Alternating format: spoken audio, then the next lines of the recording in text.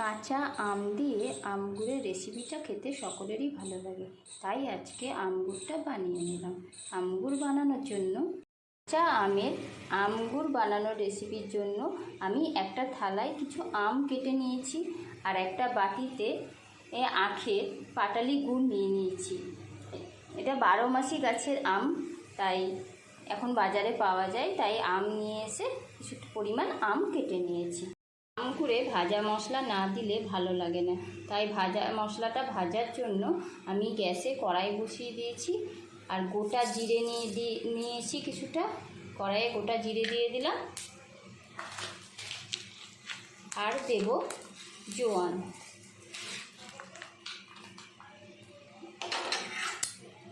জোয়ান আর জিরেটা আমি ভেজে নেব।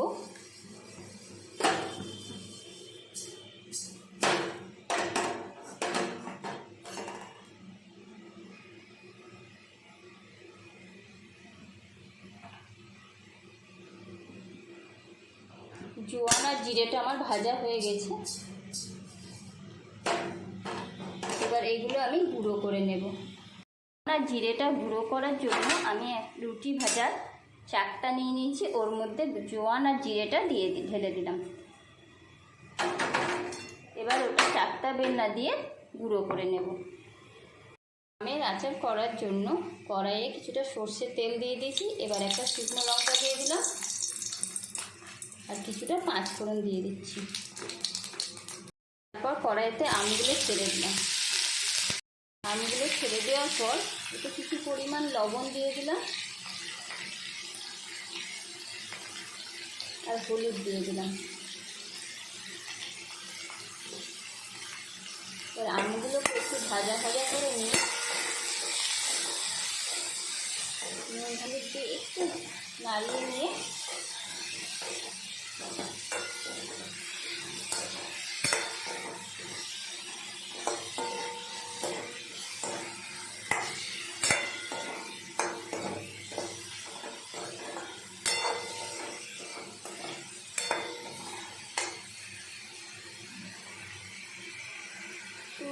ভাজা হয়ে গেছে নুন হলুদটা। এবার আমি ভেলি গুড়টা অ্যাড করে দিলাম।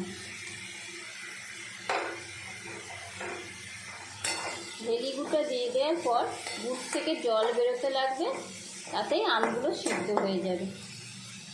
দেখুন গুড় দেওয়ার পর কি পরিমাণ জল বেরিয়েছে, এই জলেই আমগুলো সিদ্ধ হয়ে যাবে। গ্রীষ্মকালে যে কাঁচা আম পাওয়া যায় সেই আমের একটা সুন্দর স্মেল বেরোচ্ছে। গ্রীষ্মকালে যে কাঁচা আমগুলো পাওয়া যায় সেই আমগুলোর মতোই একটা সুন্দর স্মেল বেরোচ্ছে আর প্রচুর পরিমাণ জল বেছে। এই জলে এখন আমগুলো সিদ্ধ হতে থাকবে, সিদ্ধ হোক। তারপরে আমি আচারটা তৈরি হয়ে যাওয়ার পর আমি ভাজা মশলাটা দিয়ে দেব, দিয়ে নামিয়ে নেব। আমের আচারটা আমার তৈরি হয়ে গিয়েছে, এবার ভাজা মশলাটা দিয়ে দেব। উপর দিয়ে আমি ভাজা মশলাটা দিয়ে দিলাম, দিয়ে একটা পাত্রে ঢেলে নেব।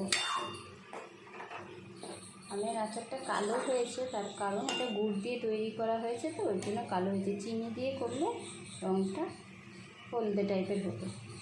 এই আমগুলির রেসিপিটা যদি আপনাদের ভালো লাগে তাহলে একটা লাইক কমেন্ট করে দেবেন। তাহলে এখানেই আমার এই মিনি ব্লগটা শেষ করছি। আপনারা সকলেই ভালো থাকবেন, সুস্থ থাকবেন, সাবধানে থাকবেন।